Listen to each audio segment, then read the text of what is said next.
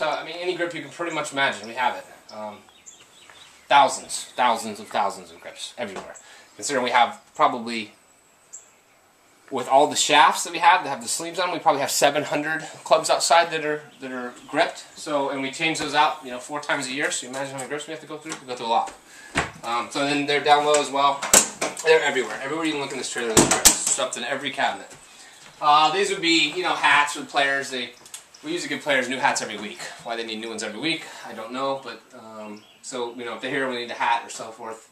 We got that. Glove sizes, everything, every glove we make, every size we make. I mean, golf balls, extra heads, so forth. Just cabinets to hold things. So there's really nothing crazy. Head covers, we stuff those just about anywhere we can find them too. These would be heads. Storage is over here. Wow. So they kind of go by product, R11, burner, fairway woods, blah blah blah blah. They go on and on. Every one of these stay pretty full.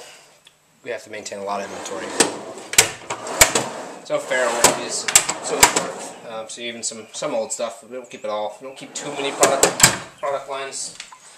When you get into irons, wedges, etc., it just goes on and on. I mean, product everywhere you can find. Okay, so that's that. Incredible. These would be shaft storage. Obviously, here would be 1, and then 2 we do them vertically or horizontal here. So these would be shafts by brand. We do them sort of Fuji's, our major ones, and it really just depends on what what we're. So Fuji's, our top 2 drawers, they're all by brand. All the what is this? Project X, Graphite, Graphite Design, UST, Ozic, and looks like these are hybrids. These are all hybrid drawer. And then Matrix as well. So most of the time it's in our graphic, but there's sometimes mix different shafts in there. So that's 335 all the way up. These are iron sets, dynamic golds in the top, Projects X. These are really the 2 most common, Project X and Dynamic Gold. And then of course we've got nip-ons, flighted rifles, flighted projects, anything you can possibly imagine, we have it. So that's basically the general setup. The weights here, these are for weighting purposes. You've got these were old hybrid, like the old original Rescue, Duals, Rescues, or how swing weighted this way. This is the new ports here for the new weights. For 4.5, it actually goes up to 18, 17. We just are out of the heavy weights right now. So these would be for the new irons. New iron for the forged irons. Those are those. And versus the difference, this is what makes it so great. When you got 12 grams of weight to put in the hosel, you affect the CG of the golf club. So this the new weight port system is the precision port, whatever you want to call it. You put the weight where you really want it to be, which is nice. It makes it easier to do, to be honest, because it's you can do it after you've already built the golf club. So it makes it easy on us too, which is good.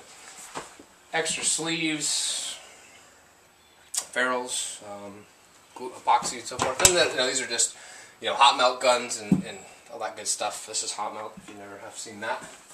It's always kind of fun stuff to play with. You feel it, you gotta feel it. Ooh. So when we have to add swing weight to a golf club without necessarily movable weight, like a burner, if we need to add swing weight, we hot melt it. And then just extra crap. Everywhere you can find, there's extra stuff. We buy grip tape, about $1,000 worth at a time, so it's usually hundreds of rolls of grip tape at a time, because we do a lot of gripping. And just random tapes for different reasons. So that's that. That's the trailer. So a very quick tour of it. There's 2 rulers. We use a USGA ruler. This is the new standard that the industry wants us to use. USGA ruler will read a little longer than your traditional ruler, which is on the other side. We keep both for both purposes. It doesn't change the way the golf club is made. Here's an example. Like this one on the new USGA ruler is playing at 45.5 inches on that ruler, and you see the old. Sorry, there's a wall there. The older standard way of measuring this is going to play at 45 inches. So you see, I mean, the driver didn't change lengths. It's how you measure it and where you measure it. This is measured based on this plate on the bottom. That one sits in a slightly different way. I'm trying to be a little bit more standardized, if you will, because we all have so many different ways of measuring things, and the problem is nobody uses the same. So, trying to anyway. We'll see how it works. Okay. But we're doing our best to go there. These are something you don't really see very often. Actually, you wouldn't see these anywhere. Those would be these would be your metal wood bending for non-adjustable golf clubs. Every non-adjustable head will have a block. Burner Superfast TP 2.0.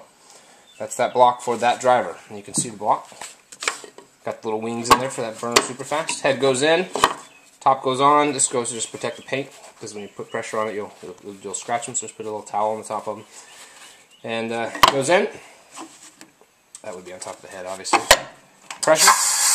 Head doesn't move. Heat, rods, and bending. So that's the way we bend non-adjustable golf clubs. You only find these in tour departments and tour vans. That's it. Nobody else will have those. Loft and lie on the drivers, hybrids, metalwoods would be used here. Loft and lie is the old standard Mitchell. It will do. And these are another thing you won't see anywhere else. These are curing cells. We use a 24-hour epoxy, so it's the strongest epoxy we can get. The longer the epoxy takes to cure, the stronger it is. Problem is, no tool player will wait 24 hours for you to get something in their hand. So our engineers developed these curing cells, which allows a 24-hour epoxy to cure in just under 3 minutes. So we can have a driver built in literally about 4 minutes. It won't take very long. I'm not going to try to set any records with yours, but it's not very long. It takes a lot longer for the grip to dry than for us to build a driver. So it's pretty simple. That's basically it. Grinding wheels for wedges, cutting wheels for cutting shafts, wave radio, so when you get up here building you have something to listen to. That always helps.